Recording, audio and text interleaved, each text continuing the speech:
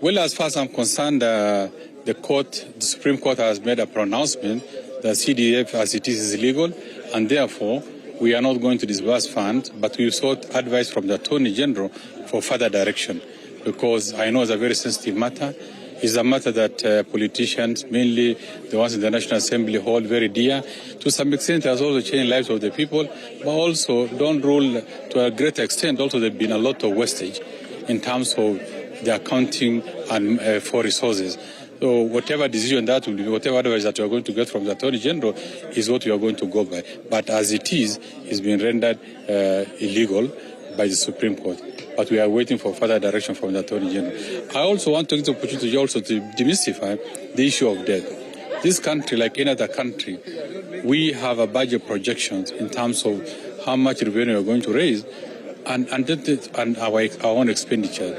And to some extent, sometimes our expenditure outweighs the revenue we generate. And it's not only Kenya, but world over.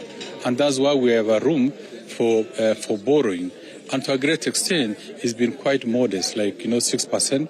This year is going to, last year we closed at 6.3%, and we are looking better, trying to adjust to 5%, and the long term eliminate budget deficit, because that's what results of borrowing. But for us to do this, we need understanding. If we don't borrow, then we are not going to realize all these development priorities that we've set for ourselves.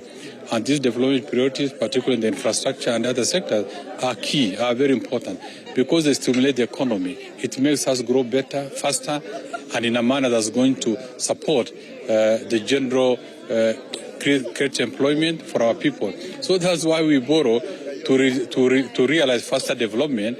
But in the meantime, then we do it sustainably. And for the last 4 years, we've never borrowed commercially. When we borrow from the multilateral window, where the interest rate is the average of 0.2% and payable over a 30-40-year period.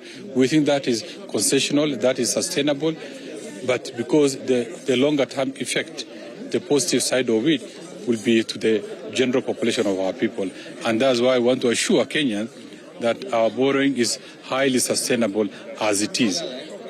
We need to forget about too much politics around it. They need to be guided and supported by facts, and the facts at the National Treasury that we are willing to provide anytime the way we've done it today. We should not weaponize the issue of debt management. We should not also unnecessarily politicize the extent of trying to depict individuals or regimes in bad light.